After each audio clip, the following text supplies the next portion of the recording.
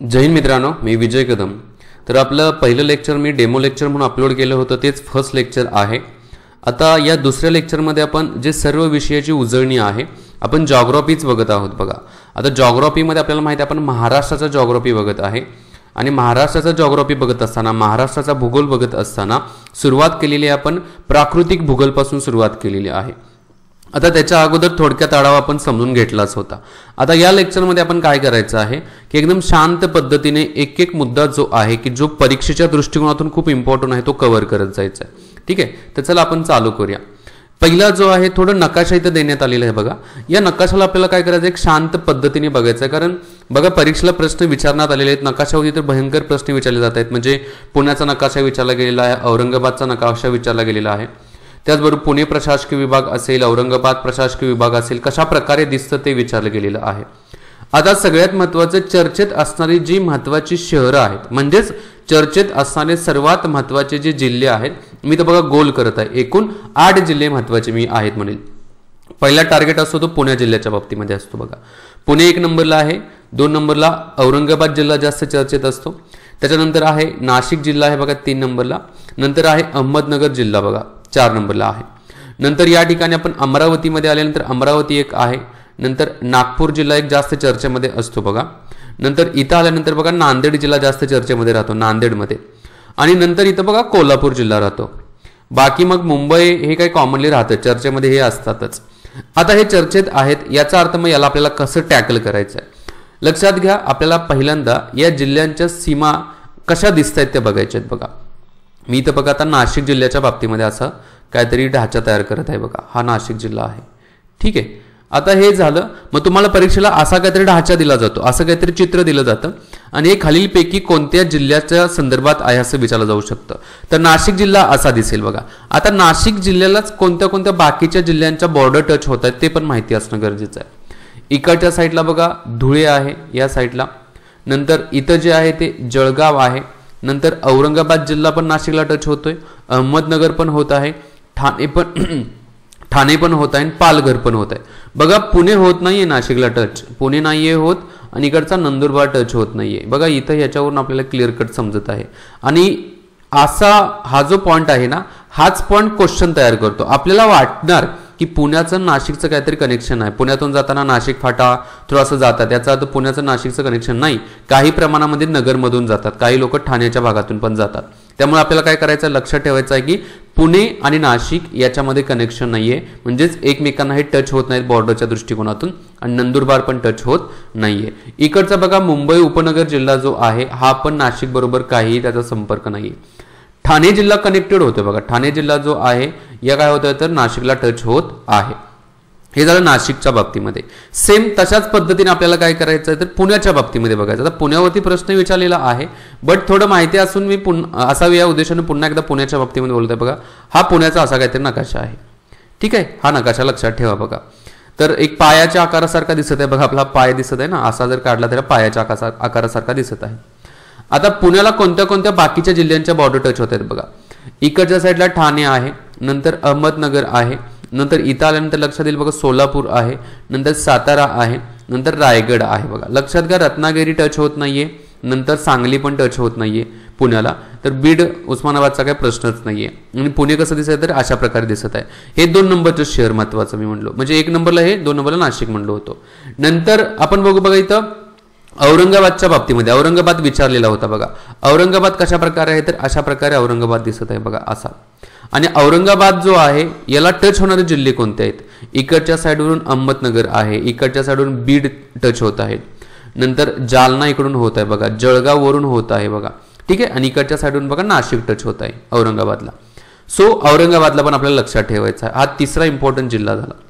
नंतर येत आहे बघा, मी म्हणेल की नांदेड जिल्हा। बघा, नांदेडच्या बाबतीमध्ये बघा, इकडे जर आपण आलो खाली तर नांदेड असा आहे, आणि नांदेड कुठं टच झालेला आहे बघा, इथं खाली तेलंगणाला पण टच झालेलं आहे नांदेड बघा, इथं तेलंगणा राज्यामध्ये, आणि काही प्रमाणामध्ये बघा इथं तुम्हाला दिसत असेल बघा, इथं काही प्रमाणामध्ये, एक मी पेन चेंज करतो, इथं बघा, इथं कर्नाटकला पण टच होतो नांदेड। त्यामुळे मी म्हणलो ना नांदेड जास्त चर्चेत राहू शकतं, नांदेडवरती पण क्वेश्चन, जिथे बघा अपवाद राहतो ना तिथून प्रश्न तयार होत असतो। त्यामुळे आपल्याला काय करायचं आहे, तो अपवाद शोधून काढायचा आहे, आणि हा अपवाद मी शोधला आणि तोच मी तुम्हाला सांगितलं की आपल्याला काय करायचं आहे, नांदेडच्या बाबतीमध्ये लक्षात ठेवायचं आहे की तेलंगणा आणि कर्नाटक या दोन राज्याच्या बॉर्डर महाराष्ट्रामधील नांदेड जिल्ह्याला टच होत आहेत बघा, नांदेड जिल्ह्याला. आता पुढे या, पुढे इथं काय म्हणण्यात आलेलं आहे बघा. आता नांदेडच्या बाबतीमध्ये बघा, नांदेडला टच होणारे बाकीचे जिल्हे कोणते आहेत. इकडून परभणी आहे, इकडून लातूर आहे, हा हिंगोली आहे, इकडून यवतमाळ आहे. तर हे जिल्हे जे आहेत ते नांदेडला टच होत आहेत. ठीक आहे. नंतर इकडे नागपूर जिल्हा जो आहे, नागपूर जनरली चर्चेत राहतोच बघा, कारण नागपूर हा काय एक विभागाचं मुख्यालय आहे, त्यामुळे चर्चेत राहतं. हे बघा नागपूरच्या बाबतीमध्ये असा नकाशा येत आहे नागपूरचा. हा नकाशा पण थोडा लक्षात ठेवा. ठीक आहे. नागपूर आणि थोडा औरंगाबादचा सेम दिसेल, फक्त औरंगाबादची खाली अशी झालेली आहे आणि इकड साईडला असं नागपूरच्या ह्या साईडला झालेलं आहे. नागपूरला कोणत्या कोणत्या जिल्ह्याचे बॉर्डर टच होत आहेत बघा. वर्धा आहे, अमरावती आहे, चंद्रपूर आहे, भंडारा आहे बघा. गोंदियाची बॉर्डर टच होत नाही. ठीक आहे. आता राहिला जो नेक्स्ट जो जिल्हा आहे तो आहे कोल्हापूर जिल्हा. कोल्हापूर जिल्ह्याच्या बाबतीमध्ये काय आहे बघा, अशा प्रकारे कोल्हापूर जिल्हा पण विचारलेला आहे. पाठीमागच्या प्रश्नपत्रिका बघल्या तर तुमच्या लक्षात येईल. आता कोल्हापूरला बॉर्डर कुठल्या कुठल्या जिल्ह्याची टच होत्या, रत्नागिरीची होत्या, सांगलीची होत्या, सिंधुदुर्गची बॉर्डर टच होत्या बघा कोल्हापूरला. ठीक आहे. तर अशा प्रकारचा हा कोल्हापूर जिल्हा आहे. गडचिरोलीला थोडं लक्षात ठेवा, गडचिरोलीला इकडच्या साईडवरून छत्तीसगड आहे, इकडच्या साईडवरून तेलंगणाच्या बॉर्डर टच होते बघा इथून. ठीक आहे. अशा प्रकारे काय तर हे महत्वाचे जिल्हे आणि त्या जिल्ह्यांना टच होणाऱ्या बॉर्डर्स या लक्षात तर ठेवायच्या आहेतच, अजिबात मिस करायचे नाहीत. बऱ्यापैकी मी तुम्हाला काय केलेलं आहे तर एक आठवण करून दिलेली आहे आणि कसं लक्षात ठेवायचं आहे तर अशा प्रकारे नकाशाच्या आधारावरती आपल्याला ते बघायचं. आता पुढे या. आता नेक्स्ट मी सांगेल की प्रशासकीय विभाग. महाराष्ट्रामध्ये एकूण प्रशासकीय विभाग किती आहे तर 6 प्रशासकीय विभाग आहेत. पहिला प्रशासकीय विभाग कुठं आहे तर हा मी इकडून चालू करेल बघा. हा जो आहे तो कोकण प्रशासकीय विभाग. पहिला कोकण प्रशासकीय विभाग, हा कोकण प्रशासकीय विभाग आहे. ठीक आहे. कोकण प्रशासकीय विभागामध्ये कोणते कोणते जिल्हे येतात हे बघा. इकडून पालघर आहे, नंतर ठाणे येत आहे, नंतर इकडचा बृहद मुंबईचा जो जिल्हा आहे तो पण येत आहे, नंतर रायगड येत आहे, नंतर रत्नागिरी आहे, नंतर सिंधुदुर्ग आहे. ठीक आहे. हे जिल्हे टच होत आहेत बघा, म्हणजेच या कोकण विभागामध्ये येत आहेत. मुंबई ऍक्च्युली सब अर्बन एरिया राहतो, पण जिल्हा म्हणून पण काउंट केला जातो त्याला मुंबईला. ठीक आहे. पुढे येते या नाशिकच्या बाबतीमध्ये. नाशिक विभागाच्या बाबतीमध्ये आपण थोडं बघू. हा नाशिक विभाग आहे. नाशिक विभागामध्ये नंदुरबार येतो, धुळे येतो, नंतर जळगाव येत आहे, स्वतः नाशिक आहे, नंतर अहमदनगर येत आहे. तर हे नाशिक विभागातील काय तर जिल्हे आहे. नंदुरबार 1, धुळे 2, जळगाव 3, नाशिक 4 आणि अहमदनगर 5 नाशिक विभागामध्ये येतात. नेक्स्ट जो विभाग आहे तो औरंगाबाद विभाग आहे बघा. औरंगाबाद विभागामध्ये स्वतः औरंगाबाद आहे. ठीक आहे. त्याच्यानंतर जालना येत आहे, नंतर बीड आहे, उस्मानाबाद आहे, लातूर आहे, नांदेड आहे, हिंगोली आहे, परभणी आहे. बघा हे प्रश्न विचारलेले आहेत खालीलपैकी कोणते जिल्हे कोणत्या विभागामध्ये येत आहेत. सर्वात जास्त जिल्हे असणारा विभाग कोणता आहे? औरंगाबाद. सर्वात मोठा विभाग कोणता आहे तर औरंगाबादचा विभाग सर्वात मोठा आहे. ठीक आहे. सर्वात छोटा विभाग जर क्षेत्रफळाच्या दृष्टिकोनातून बघितला तर तो कोणता आहे तर कोकण विभाग सर्वात छोटा आहे. 1 नंबरला औरंगाबाद विभाग आहे आणि सर्वात छोटा आहे तो कोकण विभाग आहे. सिक्वेन्स लावायचा म्हटलं तर पहिल्या नंबरला औरंगाबाद आहे, त्याच्यानंतर दुसऱ्या नंबरला येत आहे तो नाशिक विभाग येत आहे. वाटल्यास मी लिहितो बघा. 1 नंबरला औरंगाबाद विभाग येत आहे, 1 नंबरला औरंगाबाद विभाग येत आहे. त्याच्यानंतर 2 नंबरला येत आहे तो नाशिक विभाग, हा 2 नंबरचा आहे बघा, म्हणजे क्षेत्रफळाच्या दृष्टिकोनातून. 3 नंबरला आहे तो पुणे विभाग येत आहे. नंतर 4 नंबरला आहे नागपूर विभाग, 4 नंबरला आहे बघा. 5 नंबरला आहे अमरावती विभाग आणि सर्वात शेवटी जो आहे तो 6 नंबरला हा कोकण विभाग आहे. हा सिक्वेन्स पण लक्षात ठेवायचा आहे. ठीक आहे. हा सिक्वेन्स पण विचारला जाऊ शकतो. या आपण आपल्या मुद्द्यावरती येऊ. 2 नंबरचा आपण औरंगाबाद विभाग इथला बघितला, समजून घेतला व्यवस्थित. औरंगाबाद विभागामध्ये कोणते कोणते जिल्हे येत आहेत ते पण आपण बघितले. आता नेक्स्ट जो विभाग आहे तो आहे अमरावती विभाग. आता अमरावती विभागाच्या बाबतीमध्ये बघितलं तर कोणते कोणते जिल्हे येतात अमरावती विभागामध्ये? बुलढाणा आहे, वाशिम आहे, यवतमाळ आहे, अकोला आहे, नाही अमरावती स्वतः आहे. ठीक आहे. तर हे अमरावती विभागामध्ये येतात. नंतर आहे नागपूर विभागाच्या बाबतीमध्ये. नागपूर विभागामध्ये गोंदिया येत आहे, नंतर भंडारा आहे, नागपूर स्वतः आहे, वर्धा आहे, चंद्रपूर आहे आणि गडचिरोली आहे. हा नागपूर विभागामध्ये येत आहेत.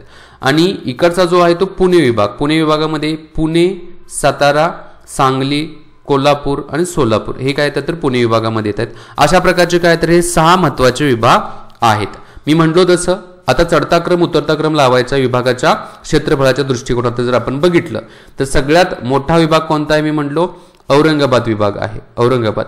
2 नंबरला विभाग कोणता आहे, 2 नंबरला मोठा आहे नाशिक विभाग आहे, AN. 3 नंबरला जो सगळ्यात मोठा विभाग येत आहे त्याच्यामध्ये पुणे आहे, P येत आहे. नंतर 4 नंबरला आहे तो नागपूर विभाग आहे. नंतर कुठला आहे, अमरावती आहे. 5 नंबरला अमरावती आहे आणि 6 नंबरला कोकण आहे. आता लक्षात कसं ठेवायचं, ANP आता हे N म्हणजे नाशिक आहे, नाशिक, नाशिक. पहिला N नाशिक आणि दुसरा जो आहे तो नागपूर आहे. अनपनाक अशा प्रकारे लक्षात ठेवू शकता. अनपनाक, अनपनाक. कशा प्रकारे, सर्वात जास्त क्षेत्रफळाकडून सर्वात कमी क्षेत्रफळाकडे. अनपनाक. ठीक आहे, अशा प्रकारे तुम्ही लक्षात ठेवू शकता. हा शॉर्ट फॉर्म म्हणून आहे. इकडून इकडे घेतलं तर जास्तीकडून कमीकडे आणि इकडून इकडे घेतलं तर कमीकडून जास्तकडे. अशा प्रकारे अनपनाक अशा प्रकारे तुम्ही, हे एक शॉर्ट ट्रिक आहे. ही शॉर्ट ट्रिक तुम्ही काय करू शकता, वापरू शकता. सिंपल आहे. ओके, पुढे या. पुढे काय म्हटलेलं आहे बघूयात. आता हे जे विभाग दिलेले आहेत या विभागामधील बघा सर्वात उत्तरेकडील तालुका आणि सर्वात दक्षिणेकडील तालुका विचारला गेलेला आहे. बऱ्याच वेळा हा पण प्रश्न आलेला आहे. सो हा जर प्रश्न विचारला जात असेल तर 2019च्या बघा संयुक्त जी परीक्षा होती बघा, पूर्व परीक्षा 2019ला विचारलेला होता. त्याच्या अगोदर काय करायचं आपल्याला, की हे जे विभाग आहेत या विभागामधील जे महत्वाचे तालुके जिल्हे आहेत त्या जिल्ह्यांमधील तालुके किती आहेत ते आपल्याला एक साधारणतः ते नाही विचारलं जात, पण विचारलं काय जातं की त्या विभागामध्ये एक्झॅक्टली तालुके किती आहेत विचारलं जाऊ शकतो. ठीक आहे, म्हणजे आपण जर पुणे विभाग घेतला तर पुणे विभागामध्ये एकूण तालुके किती आहेत, 58 तालुके आहेत पुणे विभागामध्ये. लक्षात घ्या, पुणे विभागामध्ये 58 तालुके आहेत. नाशिक विभागामध्ये आपण गेलो तर नाशिक विभागामध्ये एकूण 54 तालुके आहेत. नाशिक विभाग 54 तालुके. कोकण विभागामध्ये आलो, कोकण विभागामध्ये एकूण 50 तालुके आहेत. कोकण विभागामध्ये एकूण 50 तालुके आहेत. नागपूर विभागामध्ये या, नागपूर विभागामध्ये एकूण 64 तालुके आहेत. नागपूर विभागामध्ये 64 तालुके आहेत. ठीक आहे. औरंगाबाद विभाग जो आहे या औरंगाबाद विभागामध्ये एकूण 76 तालुके आहेत बघा. औरंगाबाद विभागामध्ये 76 तालुके आणि अमरावतीमध्ये किती आहेत तर 56 तालुके आहेत. वन्स अगेन, नाशिक विभागामध्ये 54 तालुके, पुणे विभागामध्ये 58 तालुके, कोकण विभागामध्ये 50 तालुके आहेत, औरंगाबाद विभागामध्ये 76 तालुके आहेत, अमरावती विभागामध्ये 56 तालुके आहेत आणि नागपूर विभागामध्ये 64 तालुके आहेत. आता याचा जर सिक्वेन्स लावा असं विचारलं सर्वात जास्त तालुक्याकडून सर्वात कमी तालुक्याकडे, तर 1 नंबरला येत आहे, इथं लिहितो बघा, 1 नंबरला येत आहे औरंगाबाद, 76 तालुके आहेत. 2 नंबरला येत आहे नागपूर, 3 नंबरला येत आहे पुणे, नंतर 4 नंबरला येत आहे अमरावती 4 नंबरला. ठीक आहे. 5 नंबरला येत आहे नाशिक आणि 6 नंबरला येत आहे हा जो आपला कोकण विभाग आहे तो. हा सिक्वेन्स पण लक्षात ठेवायचा आहे. ठीक आहे. आता याच्यामध्ये आपल्याला बघायचं होतं की उत्तरेकडला आणि दक्षिणेकडचा जो या विभागामध्ये उत्तरेकडचा तालुका आणि दक्षिणेकडचा तालुका कुठला आहे तो बघायचा आहे बघा.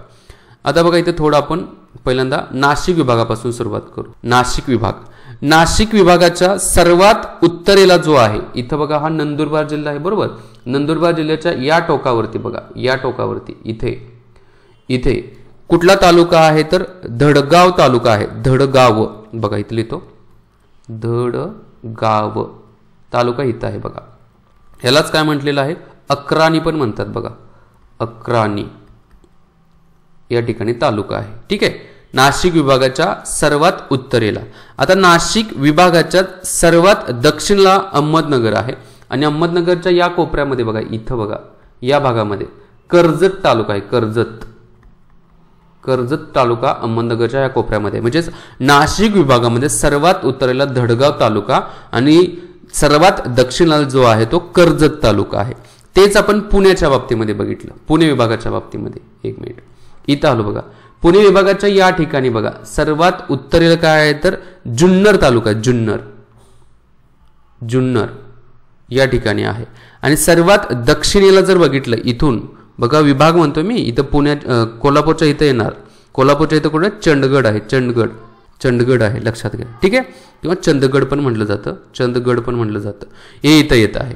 नंतर पुढे बघा कोकण विभागाच्या बाबतीमध्ये जाऊ बघायला बघा. कोकण विभाग, कोकण विभागाच्या सर्वात उत्तरेला तलासरी म्हणजे पालघर जिल्ह्यामध्ये बघा, तलासरी या ठिकाणी, तलासरी पालघर जिल्ह्यामध्ये आहे, सर्वात उत्तरेला आहे. आणि सर्वात दक्षिणेला या ठिकाणी गोव्याच्या बॉर्डरलाच लागून आहे बघा, सर्वात दक्षिणेला कोकण विभागामधील दोडा मार्ग, गोव्याला जाताना बघितला असेल दोडा मार्ग. ठीक आहे, इथं आहे तो दोडा मार्ग आहे.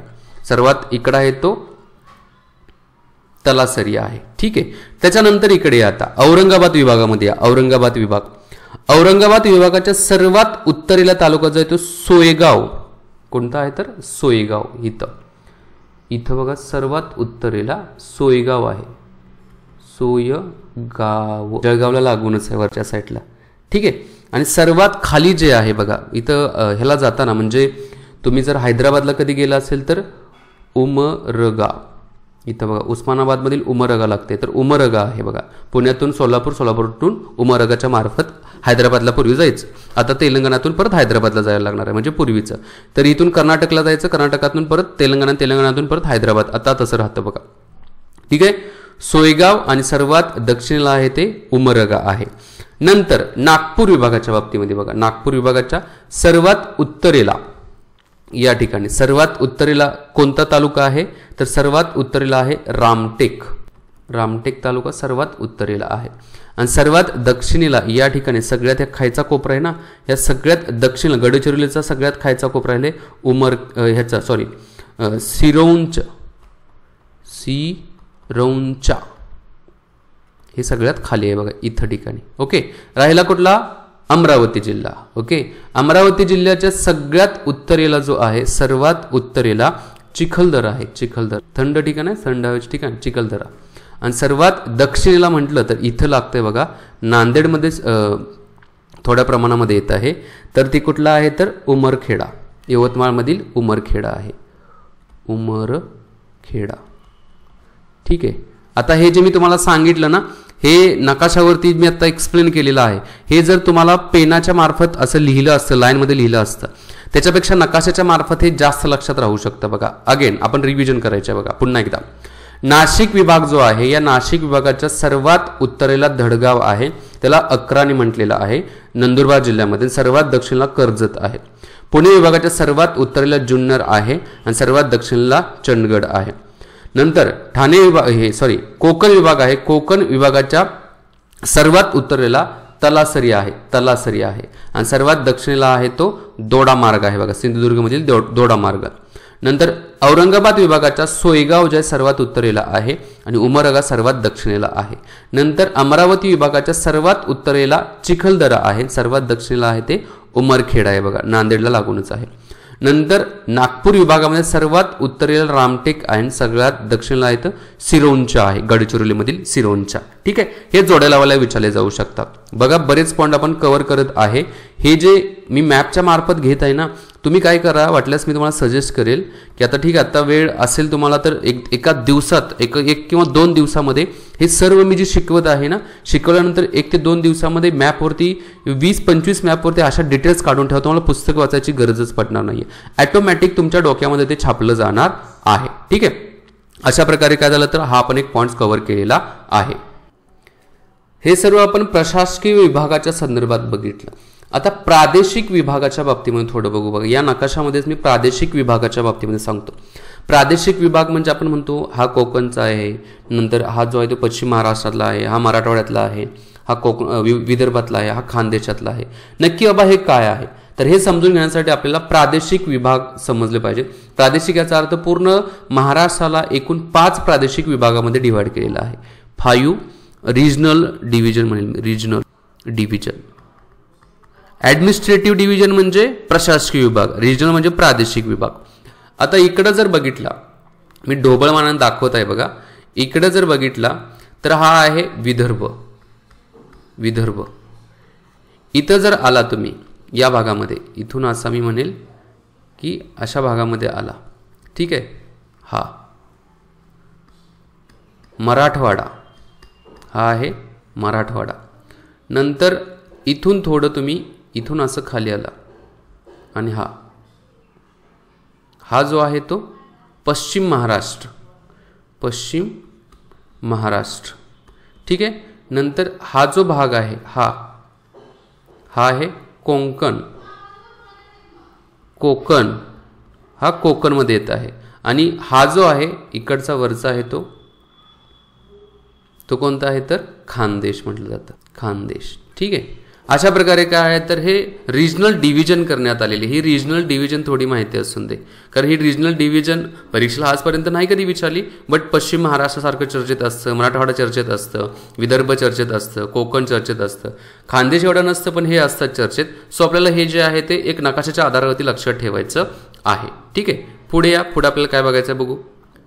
आता भूगोलाच्या व्याख्येच्या आधारावरती बघितलं महाराष्ट्रातील प्राकृतिक विभाग, भूगोलाच्या व्याख्येच्या आधारावरती बघितलं तर एकूण 3 प्राकृतिक विभाग आहेत महाराष्ट्रामध्ये. पण आता ते 3 प्राकृतिक विभाग कसे कसे मांडले आहेत बघा, मी दाखवतो. एक म्हणजे इकडच्या साईडचा आपण विचार केला तर आपल्याला माहिती आहे हा एक कोकण किनारपट्टीचा भाग, याला कोकण विभागच म्हटलं जातं बघा. कोकण किनारपट्टी आहे बघा, ही कोकण किनारपट्टी आहे. ठीक आहे. त्याच्यानंतर येत आहे ते सह्याद्री पर्वत, म्हणजे आपण पश्चिम घाट म्हणतोय ना, तो सह्याद्री पर्वताच्या बाबतीमध्ये येत आहे बघा. सह्याद्री पर्वत मी म्हणेल की असा सह्याद्री पर्वत असेल. ठीक आहे. ढोबळ मानानं मी दाखवतो सगळं. हा सह्याद्री पर्वत आहे. या सह्याद्री पर्वतालाच पश्चिम घाट पण म्हटलं जातं. आता सह्याद्री पर्वत आणि वरच्या साईडला जो आहे तो सातपुडा रेंज बघा, इथली आहे बघा. सातपुडा रेंज इथून अशी दिसत आहे, ही अशी सातपुडा रेंज अशी वरती इकडच्या साईडला आहे बघा. थोडी महाराष्ट्रामध्ये आहे, थोडी मध्य प्रदेशच्या भागामध्ये सातपुडा रेंज आहे. ठीक आहे. त्याच्यानंतर खाली आहे ते महाराष्ट्राचं पठार, याला दख्खनचं पठार पण म्हटलं जातं. हे जे आहे हे महाराष्ट्राचं पठार आहे किंवा याला दख्खनचं पठार पण म्हटलं जातं. सातपुडा रेंज थोडी खाली इथपर्यंत अशी आहे बघा, अशी चालते, अशा प्रकारे आहे. आणि हे आहे ते हे बघा इथं दिसत आहे, त्याला काय म्हणतो आपण तर याला म्हटलेलं आहे दख्खनचं पठार असं म्हटलेलं आहे. तर हे काय सांगितलं की एक जनरली महाराष्ट्राचा प्राकृतिक विभाग जो आहे तो हे 3 कॅटेगरीजमध्ये आपल्याला पाहायला भेटतो बघा. ओके. आता पुढे बघूया काय आपल्याला आणखी काय पॉईंट्स कळणार आहेत. आता मी थोडे शांत पद्धतीने पर्वत, डोंगर रांगा वगैरे असतील तर हे मांडतोय बघा, या ब्लँक नकाशावरती मांडतोय. कारण विचारलं जातं उत्तरेकडून दक्षिणेकडे सिक्वेन्स लावा किंवा दक्षिणेकडून उत्तरेकडे सिक्वेन्स लावा, तर त्यामुळे आपल्याला हे जे महत्त्वाचे पर्वत किंवा डोंगर रांगा ज्या आहेत त्या माहिती असणं गरजेचं आहे. मी पेन बदलत जाईल बघा. पहिला जो आहे तो आपण सातपुडा पर्वतरांग बघू बघा. सातपुडा पर्वतरांग कशी आहे तर म्हटल्यास या पेननं मी घेतो बघा. ही सातपुडा पर्वतरांग आहे, अशी सातपुडा पर्वतरांग इकडच्या साईडला आहे. ओके. सातपुडा पर्वतरांग लिहित जाईल इथं मी. ठीक आहे. सर्वात उत्तरेच्या साईडला जे आहे ते सातपुडा पर्वतरांग आहे. इकडच्या साईडला जो चिखलदरा वगैरे आपण बघितलं होतं ना, अमरावतीच्या भागामधला चिखलदरा वगैरे आहे, तर ते ह्याच्यामध्ये कनेक्टेड होतात बघा. चिखलदरा असेल, त्याचबरोबर वरच्या साईडला तोरणमाळा, इकडच्या साईडला बघा ह्या साईडचा तोरणमाळा वगैरे असेल तर ते याच्यामध्ये येत आहेत. इथं तोरणमाळा असेल, नंतर इकडच्या साईडला चिखलदरा, गाविलगडच्या टेकड्या या ठिकाणी आहेत बघा. हे सातपुडा पर्वतरांगाच्या भागामध्ये येतात. सर्वात उत्तरेला महाराष्ट्राच्या हे पाहायला मिळत आहेत बघा. त्याच्यानंतर पुढे या. पुढे आपण बघायचं आहे नेक्स्ट गाळणा डोंगर बघा. गाळणा डोंगर कुठे आहेत? गाळणा या ठिकाणी नंदुरबार आणि धुळ्याच्या भागामध्ये गाळणा डोंगर आहेत बघा. इथे आहे ते गाळणा डोंगर आहेत. गाळणा डोंगर इथे येत आहेत. त्याच्यानंतर खाली या बघा. महत्वाचे आणखी मी सांगतो, नंतर आपण छोटे छोटे बघत जाऊ. इथं खाली जी आहे ती सातमाळा डोंगर रांग दिसत आहे बघा. इथं सातमाळा डोंगर रांग जी आहे ती इथं अशी सातमाळा डोंगर रांग आहे. सातमाळा डोंगर रांग, इथं सातमाळा डोंगर रांग आहे. नंतर थोडं खाली आल्यानंतर तुमच्या लक्षात येईल इथं बघा, या म्हणजे मी पुणे नंतर नगरच्या भागामध्ये हरिश्चंद्र डोंगर रांग इथे दिसत आहे बघा. हरिश्चंद्र डोंगर रांग, इथं हरिश्चंद्र डोंगर रांग आहे. हरिश्चंद्र डोंगर रांग, हरिश्चंद्र डोंगर रांग. थोडं खाली आल्यानंतर तुमच्या लक्षात येईल कृष्णा नदी, कोयना नदीच्या भागामध्ये बघा, इकडच्या भागामध्ये असं, तर या भागामध्ये आहे ते शंभू महादेवाची डोंगर रांग आहे बघा. शंभू महादेवाची डोंगर रांग. थोडं वर खाली होऊ शकतं, बट मी ट्राय करत आहे बऱ्यापैकी ॲक्युरेट काढण्याचं. शंभू महादेव डोंगर रांग. ठीक आहे. डोंगर रांग एक झाले, काय प्रॉब्लेम नाही, तुम्हाला समजू शकतं. ठीक आहे.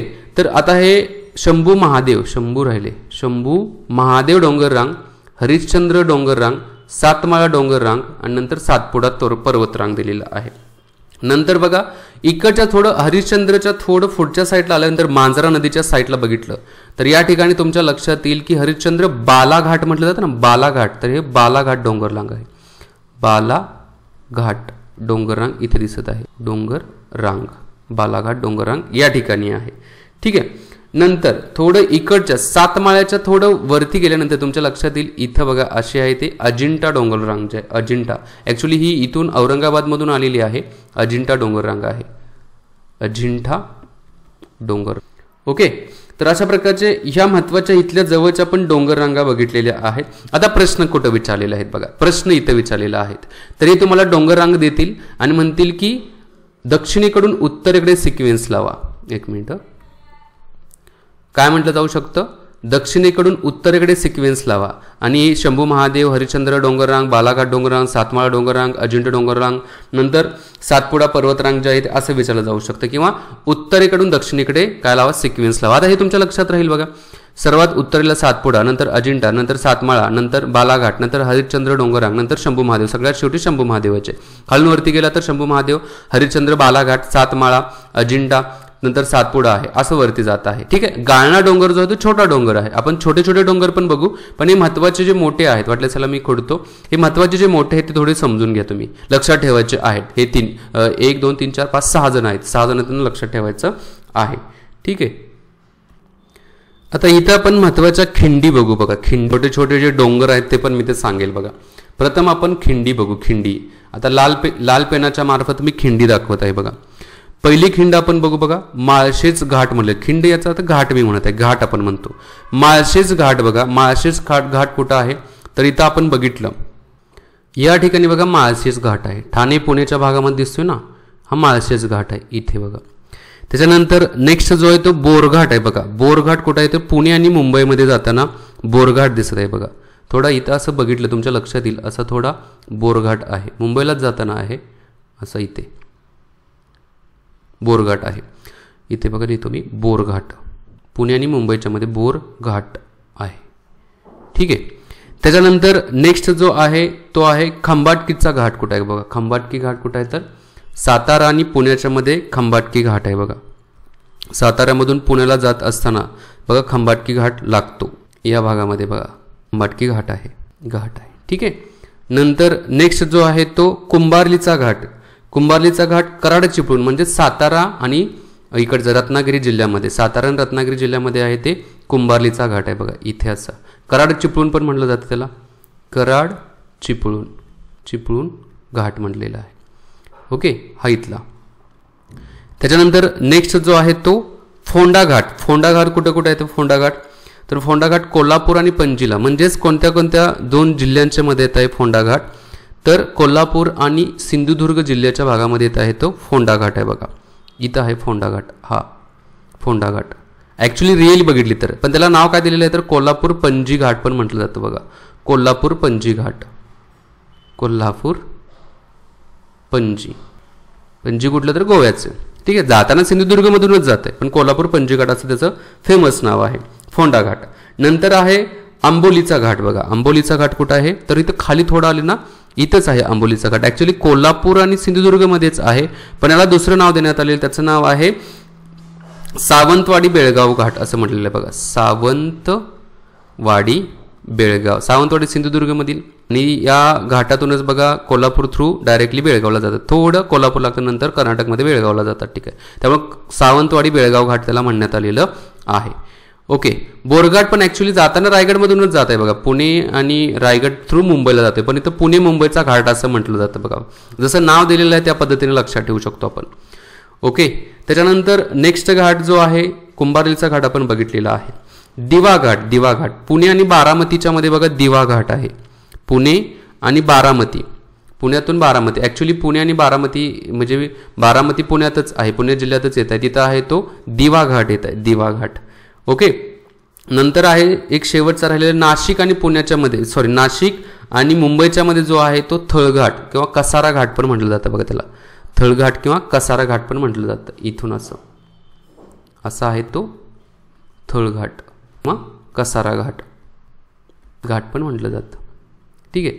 तर हे थोडं जोड्या लावायला विचारलं जातात किंवा विचारलं जातं की कोणत्या घाटाचं नाव काय आहे, थळघाट कुठल्या ठिकाण आहे, नाशिक आणि मुंबईच्या मध्ये थळघाट आहे. ॲक्च्युली बघितलं तर ठाण्यामध्ये जाते बघा, पण नाव काय दिलेलं आहे, नाशिक आणि मुंबई म्हटलेलं आहे. ठीक आहे, तर हे महत्त्वाचे घाट आहेत. थोडे हे घाट काय करा, घाट घालून लक्षात ठेवा. ओके, ठीक आहे. नेक्स्ट लेक्चरला आपण राहिलेलं नाही, नेक्स्ट पॉईंट आपण काय करू बघूया. ठीक आहे, मी ते थांबतो.